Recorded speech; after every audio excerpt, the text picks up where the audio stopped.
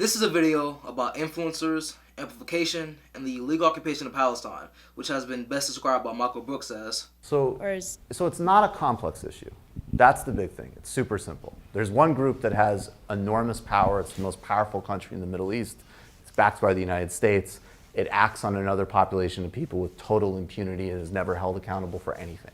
So there's no symmetry in the relationship, period. And just as like a thought experiment, IDW people, if we know that if somehow a population of Jewish refugees ended up in West Bank and Gaza, and an Arabic government in Jerusalem and Tel Aviv had an open air prison in Jewish Gaza, which they bombed with white phosphorus, they killed civilians indiscriminately, and they had no provisions for medicine. They had an embargo that blocked food, that electricity wasn't running, that there was an over 48% unemployment rate, life expectancy and malnutrition statistics were horrifying. One of the major policymakers in this hypothetical Arabic Palestinian state said, we need to put those Jews on a diet. In the West Bank, there was another Jewish area where there was a little bit more autonomy, but there was regular Arabic settlements where they pulled up the Jewish farmers' foods, they terrorized them with rocks, the security forces broke children's bones, and they couldn't drive their own roads. We'd all have no problem understanding what that was.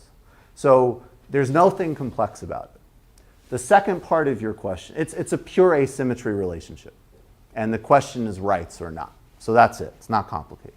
But if you think he's too biased because he's an anti-Zionist Jew that doesn't support apartheid Israel, then I use the second description of this illegal occupation, which says, this is a struggle between the children of light and the children of darkness, between humanity and the law of the jungle, quoted by the Prime Minister of Israel himself.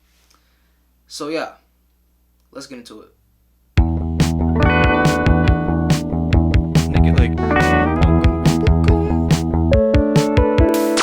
I'd just like to release a statement that, personally, in my personal opinion, this is not against anybody other than my personal opinion, I think that maybe genocide just like a little bit bad, just like a little bit. I condemn all bad things that happen to anyone, because all bad things are bad. We know that, and I condemn it. I condemn everything bad, but, maybe this thing is really bad, but all things are bad, and I condemn it, and, maybe, like, a little bit, free Palestine, like, a little bit, like, Arabs, at night, they turn to wolves, and they feast on baby flesh. It's true. It's true. Yeah. It's true. Israel told me so. And here's another thing that's true. I am the #1 female comedian ever. That's true. Data and statistics say so. Now, before I start things off, I'm going to put myself in the shoes of these Western media news outlets and ask myself the do you condemn Hamas question. And as a matter of fact, I do. I condemn everyone that was on that terrorist list that the IDF posted, which includes, but isn't limited to, Monday, Tuesday, Wednesday, Thursday, Friday, Saturday, and yes, even Sunday. Speaking of, my boy Garfield called me yesterday and he told me that he has a theory that the main Hamas leader has been Monday pulling the strings behind the scenes and we just been blind to it the entire time. So just in case, I called an exterminator to remove all the calendars from my house, but I'm worried that if Hamas has tunnels under hospitals and schools, where else could they be hiding? I fear that Hamas is under my house, Hamas is under my refrigerator, Hamas could be hiding inside this computer, they could be behind the camera filming this video as we speak, and I just wouldn't know. Nah, but real shit, before I get to topping away in the comments, just know that Islamophobia, post-9/11 rhetoric nonsense is not allowed on this channel. And the same thing goes for that anti-Semitic nonsense as well. Like, I don't know if I'm the first person to tell you this, but you do not have to go around in comment sections saying that Kanye was right. Like, you do not, under any circumstances, gotta hand it to him. You can go after Benjamin and all these genocidal politicians. You can call it idea propaganda. You can point out how Zionism tries to use Judaism as a tool to engage in colonialism, even though Zionism isn't Judaism and all Jewish people aren't Zionists. Just like how white Europeans use Christianity as a tool to engage in manifest destiny and the enslavement of my people. And last of all, before some of y'all hit me with the you're only talking about this because it's trending allegations, I'll have you know that I learned about what's going on in Palestine in 2019 and have been following it ever since then. The first reel I posted on Instagram was about this in 2021 before I ever had the thought of starting the Think Be Strap channel. When I transferred to Morehouse, I joined my ACU's SJP, Students for Justice in the Palestine group, in August of this year. And most importantly, So what if other people just started to realize what's been happening in Palestine? People are finally mass recognizing the bullshit that the IDF and Israeli government be on. And you have the audacity to call people who don't want to see another group of people being wiped off the face of the fucking earth only talk about this because it's trending? Nigga, please! Just want to make things clear before I kick things off, because now I want to analyze 3 influencers and the situation surrounding them, from Brittany Broski, Selena Gomez, and Brian Baez, and what they've been saying, which ranges from "I'm not qualified to speak on this" to "a single post won't change anything" to "I wish someone would tell me what to do" when it comes to boycotting companies and corporations. Because I believe that these influencers, what they've been saying, and the discourse around it are all interconnected when it comes to misrepresenting what a platform is and how effective it can be. So first, I'll start out with Brittany Broski, and to hold myself accountable, if I make any white feminist jokes, I'll put a quarter in a jar, and when the jar fills up, I'll throw it at the nearest anti-abortion politician in my area like a projectile. Okay, but seriously, Brittany Broski is a content creator who has 1.4 million followers on Instagram, over 600k followers on Twitter, and 5 million followers on TikTok, where she got her notoriety from. And on November 11, 2023, a Palestinian creator, Maya, called out Brittany for not speaking on the genocide of the Palestinian people, even with her large platform and podcast, for over a month, and showed a leaked video from Brittany's close friend store on Instagram, where she said, "A segment to put at the beginning of next week's podcast episode, addressing the situation in the Middle East. What fucking dystopian universe? Sorry, it's not funny, but it's absurd. What dystopian universe do I have to address the situation in the Middle East at the top of a podcast episode? It is literally the scene from Inside by Bo Burnham. Who are you, wheat thins? Do you stand with the Palestinians? That's how I fucking, it is, in what universe am I a voice to speak on this?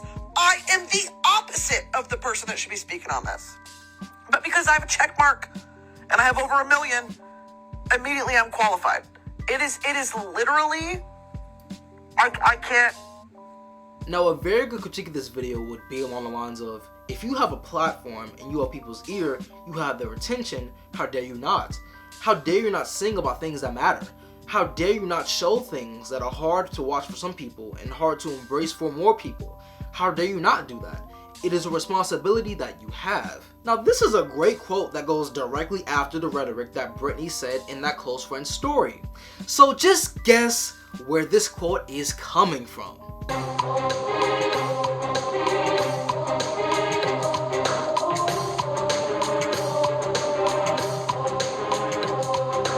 That's right, the quote came from Brittany Broski's podcast show only 2 months ago.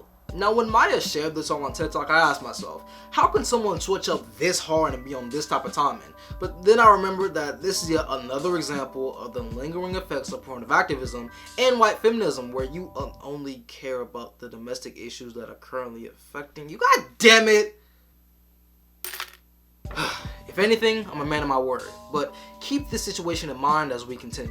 Moving on to Selena Gomez, I don't think she needs any introduction to most people, but I will mention how over the years she's claimed to be a philanthropist, how spoken out against Russia's war in Ukraine, how spoken out for gun control legislation, and has become the most followed person on Instagram, which will become a really relevant detail in a minute. Because on October 30th, 2023, she made a statement about the ongoing situation in Palestine that says, "I've been taking a break from social media because my heart breaks to see all the hate, horror, violence, and terror that's been going on in the world.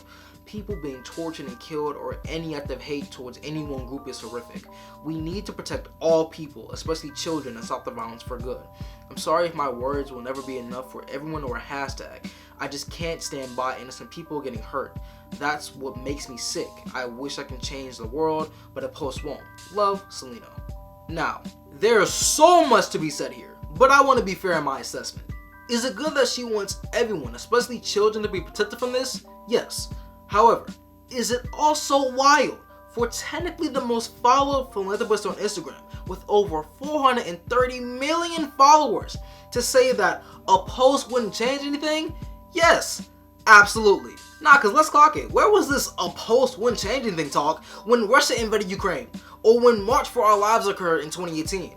or the philanthropy work that you've done over the years. And you know, it isn't lost on me how I've shown 2 back-to-back examples of people understanding how effective social justice is, but all of a sudden the tune changes or they forget how that shit works when it comes to the Palestinian people and their freedom from an apartheid state. Yeah, it isn't lost on me, for sure. Now, the last person I'll talk about is Brian Baez, because on November 20th, 2023, he posted a pure yapping session on TikTok that can't be described in simple words, so I'm gonna just play what he said here. Yes, I know the first thing you're gonna look at is my cup because you want to make sure it's not Starbucks.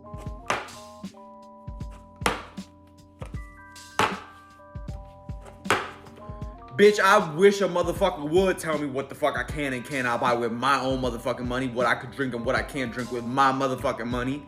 How dare you? See, this is the thing. We've gotten to a place in society where people feel so comfortable enough to police what other people are doing with what the fuck they got going on.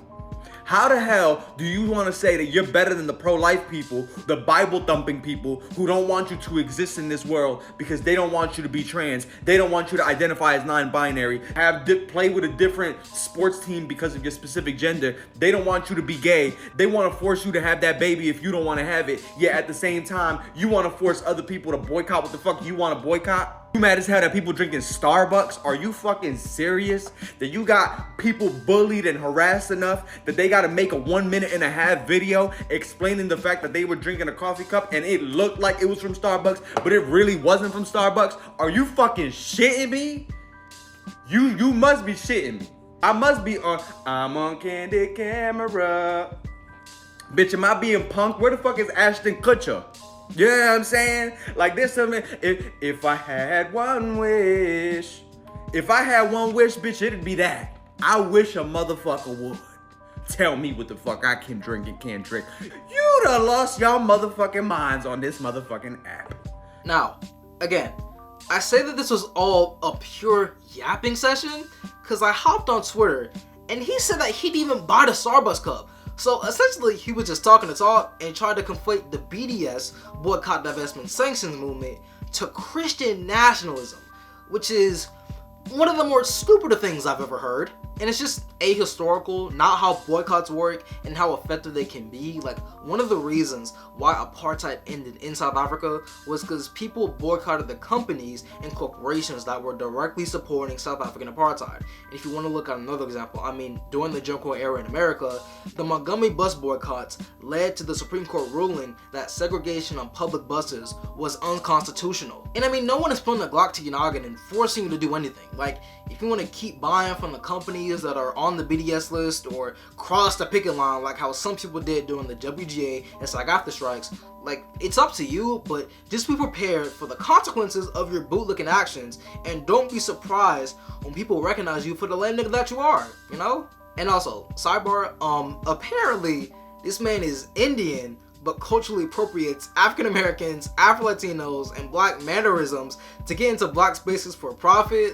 Hey, listen, that's like a whole other conversation we're gonna have for like another time, but I just wanted to bring it up because it was an interesting find to say the least. And to sum it all up in a way that makes sense, he's been living in Atlanta for 5+ years, so that's why I wasn't surprised when he went on this stupid ass yapping session about basically nothing.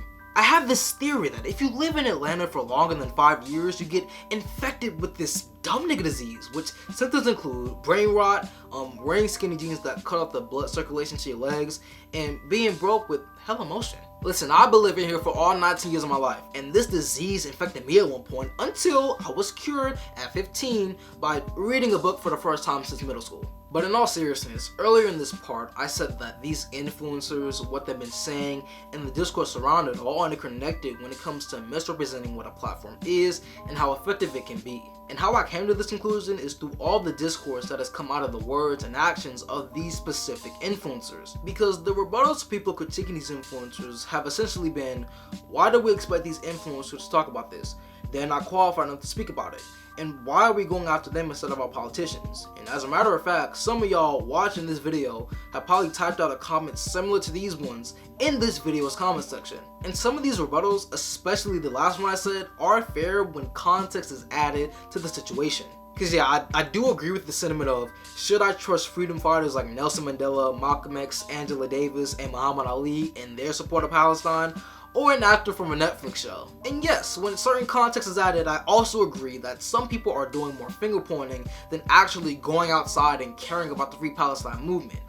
But, and this is a huge but, that's not the point, right? Like, none of this is the point of what me and the majority of people are trying to say when we're criticizing these influencers. The point has been perfectly illustrated by Not Wildlin on TikTok when they said that influencers understand the value of visibility because we monetize visibility. Like, for example, every influencer that I've talked about understands visibility because they do multi-platform marketing.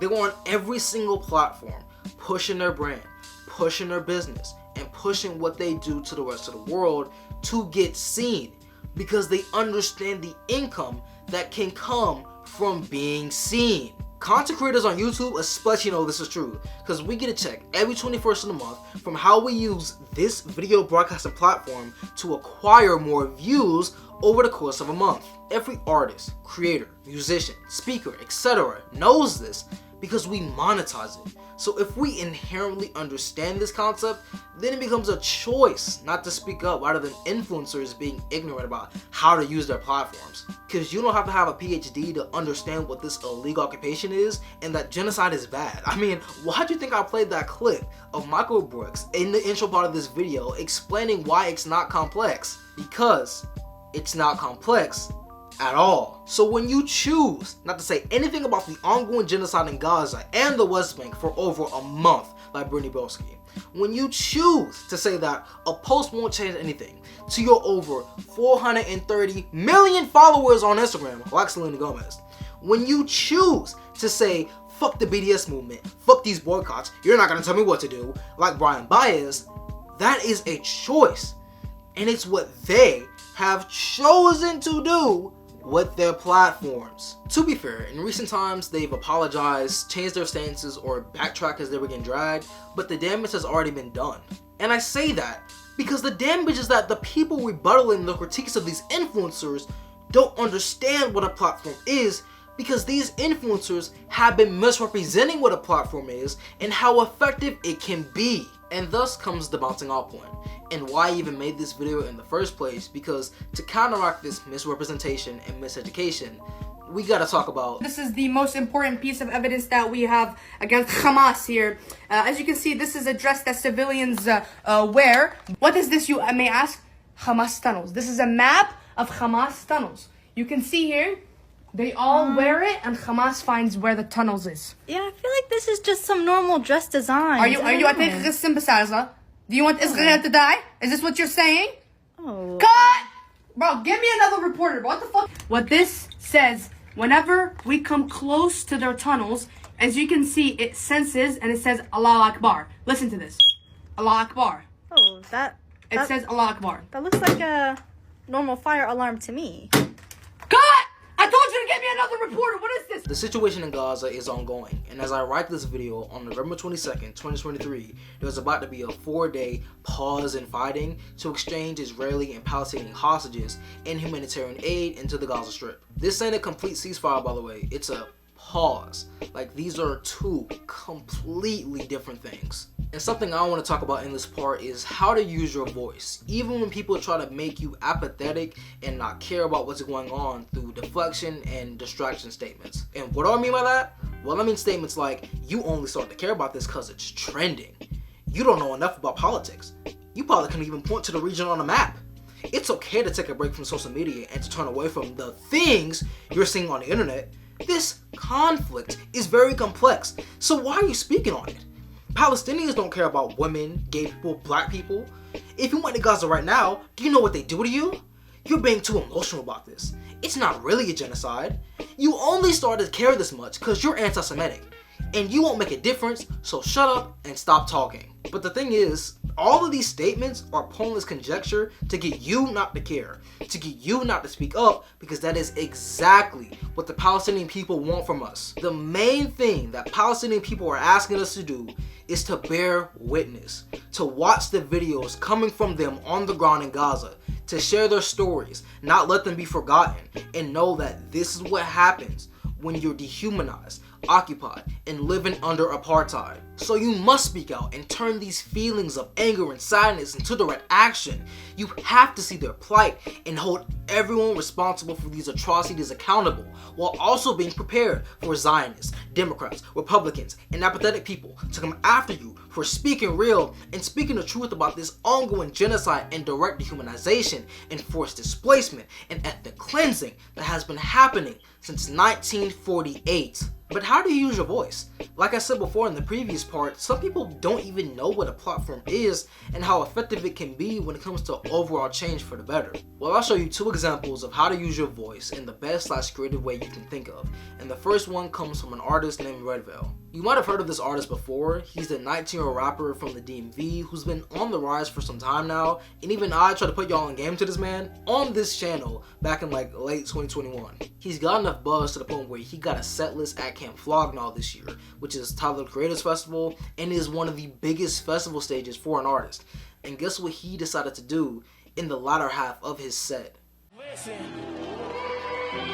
I'm on my way out, so I'm gonna leave y'all with this. Behind me is a list of names of Palestinians that's been killing Gaza since October 7th. Nobody on this fucking list made it to the age of 4. Not one. So listen, I know if you fucking human, you're gonna feel somebody saying this shit. It's not complicated. Don't let nobody tell you that shit. It's not.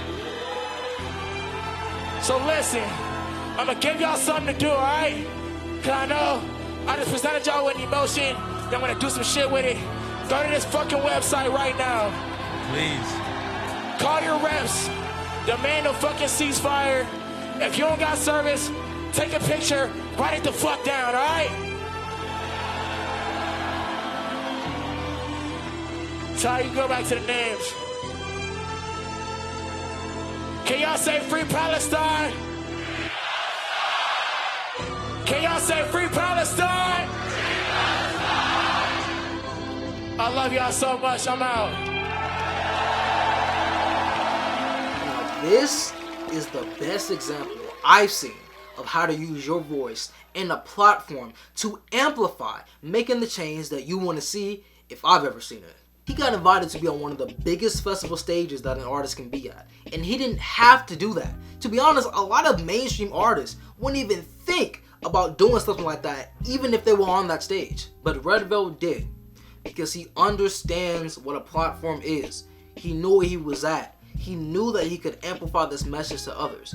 He did it in the best way possible, and most importantly, it worked, because the creator of the ceasefiretoday.com site showed that this is the result of what Redveil did and what can happen when people know how to use their platforms. So now that I've shown you the best example I've seen on how to use your voice, I'm going to show you a creative way on how to use your voice and platform. And for this, I'm going to talk about me, because I did something that was funny, yes, but it shows how creative you can get when it comes to using your voice to amplify these movements. Because I was in my art mural class and I saw this Twitter post that said, "Friend and tell the black community on Facebook that the Starbucks mermaid logo is demonic so they can boycott too." Because there is a problem where some people aren't getting on board with the BDS boycott, divestment, sanctions movement because they don't care, like how we saw with Brian Baez, or they just don't know how boycotts work. So how do we get people like this to care and give a fuck about what's going on? What's the solution here? Well, have you heard of the satanic panic? You know, like more panic in America during the 80s and 90s where Americans thought that everything was satanic, from D&D to cartoons and more. Well, I know that in my community, the lingering effects of that have never left. So when I saw that tweet, I came up with a solution to get black people over the age of 30 to engage with the BDS movement unknowingly. So when I was in our art mural class, I made these 2 the shade room looking posts in 10 minutes, and to my surprise, the shit actually worked. I've seen people use these images to get their parents to boycott these companies that are directly funding apartheid Israel. I've seen people sway the opinions of their aunties and uncles in them WhatsApp group chats with what I made. Now, while we must have another conversation on why this works so well, this is yet another example of not only how to use your platform, but how to use your voice in a creative way. And I'm not the only person to have used their voice in this way. I mean, the title cards that I put in this video show regular people using comedy to get people to understand the absurdity of IDA propaganda in this entire situation. You got people making videos, posts, memes, signs, etc. And that's great because we must have all hands on deck when it comes to this. And on the channel stage that I have now, as I'm speaking to thousands of people through this video broadcasting platform, I'm going to use this opportunity to amplify and share resources, videos, books, and information about not only Palestine, but other atrocities going on across the world, in the Congo, in Sudan, in Haiti, etc. Because nothing exists in a vacuum, and liberation is a global struggle. So let's start out with Dr. Fritma, because they have created a master doc that includes general organizations with resources, updates, action items, educational resources that include posts, books, and various videos, and various news sources to follow. You can follow the official Palestine BDS movement and see the official list of companies and corporations to boycott. By the way, people boycott Starbucks not only because they fund Israel, but because they also fuck over their unions, just to clarify. Chris Kunzler and James Ray make good videos deconstructing Zionist propaganda on their TikTok channels through giving accurate historical context on these matters. And Shebe on Instagram and TikTok is a Palestinian who has been great about educating others on what's going on in Palestine, the history, their language, their culture, and has also created a site called the Palestine Academy, which focuses on collective social media activation to spread Palestine awareness and is an information hub for information and resources for what is going on and how to support the cause. When it comes to the Congo, Sudan, Haiti, Panama, etc., you can follow the Friends of the Congo Instagram account and creators on TikTok who are dropping information and education on all this, from Annabelle to Yashim, Dr. Bertrude, and Simone. And last but certainly not least, my boy Turb created a Google Drive link of all the books that people have been talking about, like Freedom is a Constant Struggle, The 100 Years War in Palestine, and How Europe Underdeveloped Africa. These are all free books turned into PDFs that you can read, and it will continue to get updated with more books over time. Now, all these resources will be dropped in a Google document I made for this video, and that Google document will be in the description and in the pinned comment so you know exactly where to go. And I just want to mention how you don't have to have a certain follower count to share these resources or talk about these atrocities on your account. Like I said in the first part of this video, in 2021, the first reel I posted on Instagram was resources about the illegal occupation of Palestine, and this was way before I ever had the thought of making the Think Be Shop channel. Because when you drop these resources and share their stories, it gets boosted in the algorithm and gets pushed to more and more people over time. That's why Zionists are so confused as to why there's so much support for Free Palestine more than ever, and try to talk to TikTok executives on why this is, because people sharing the Palestinian perspective and their on-the-ground coverage has gone beyond the algorithm at this point, and it's leading to a direct change in people's minds about what this occupation is and what it has been for 75 years and counting. But if we learn anything from the post in the box square during 2020 ass niggas, it's that your activism shouldn't end at a tweet or at the ballot box, and you need to take things further than that, which I'll talk about and close things up with right after this ad break.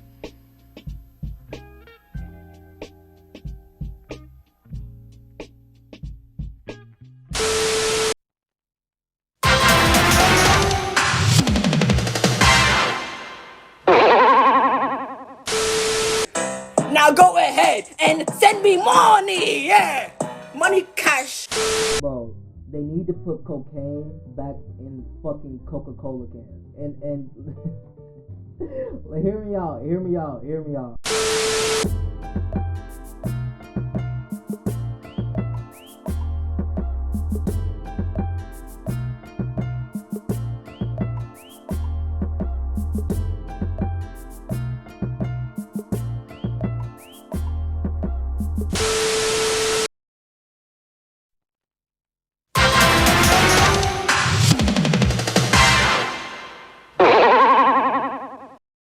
Dude, they're still, like, mad about this. I know. I thought you said they would stop after a month. Why the fuck are they still talking about this shit? I don't know. It's not like we're doing anything bad. We're just, just killing a little bit of people, but that's fine. We've done it before. How come you get to do it and we don't? It's so do a ceasefire, but just do it for like a couple of days. Just, no, we're not. Listen, we need one right now. We need a win on our side. Because it's Thanksgiving, it's Black Friday, Christmas shopping. Do you know how much money we're losing right now? No, I'm not gonna do it. I'm not gonna do it. You can't make me. I'm in this mess because you couldn't clean up your own fucking mess. We're doing this. Okay, fine. But I'm gonna start right back up the moment it's over, okay? And you can't make me not do it because I deserve it. Hardly. That's fine. We just need them to believe that it's over, okay? So they can go back to what they're doing and spending money and stop boycotting and bringing attention to this. We just need them to do that so we can go in and start taking the oil lands that are untouched. In Freedom is a Constant Struggle, Ferguson, Palestine, and the Foundations of a Movement by Angela Davis, she states that even as Nelson Mandela always insisted that his accomplishments were collective, always also achieved by the man and woman who were his comrades, the media attempted to sanctify him as a heroic individual. A similar process has attempted to disassociate Dr. Martin Luther King from the vast numbers of women and men who constituted the very heart of the mid-20th century U.S. freedom movement. It is essential to resist the depiction of history as the work of heroic individuals in order for people today to recognize their potential agency as a part of an ever-expanding community of struggle. And no truer words have ever been spoken. Because, like, if we want to make the change that we want to see when it comes to Palestine, the Congo, Sudan, America's two-party system, etc., there's not going to be one hero that starts a revolution and saves us all. I'm sorry to break it to you, but Luffy isn't going to go 5th gear and hit Joe Biden and Benjamin Netanyahu with a gum bazooka, because the only way to make the change that you want to see is to be in community and organize with said community. You must not fall into that right to comfort trap and be on that under the desk news timing where you take a break from social media and turn your eyes away from a genocide occurring. And nothing, and I mean nothing, has ever changed or progressed with that liberal toe the line mindset. So get rid of it. If you're in school, and if they have one, join your SJP, Students for Justice in Palestine chapter, or grassroots organization in your area, and look for local protests that are happening as we speak. And also, wear a mask, by the way. If you're in the workplace, start or join an already made union. And by the way, if anyone from the Community Movement Builders organization in Atlanta sees this, hi. I tried to contact y'all like months ago, but you didn't respond. No biggie. I'll try to reach out to y'all again, but I would love to be a part of what you guys have going on. So please get back to me if you can. Please, would love that. Yeah. So yeah, with that being said, in short, this video is about amplification for amplification, and I know I haven't uploaded since September, but that's because I've been trying to find a way to talk about this in the best way possible, and obviously I found a way to do so. So yeah, that's all I gotta say, and just a reminder that we need to keep calling for a complete ceasefire, and then keep calling / fighting for an end to the occupation and all forms of apartheid, including economic apartheid in Palestine, because South Africans and African Americans know what happens when you allow that shit to continue. So yeah, free the Congo, free Sudan, free Palestine from the river to the motherfucking sea, and I'll see y'all in the next one. Peace.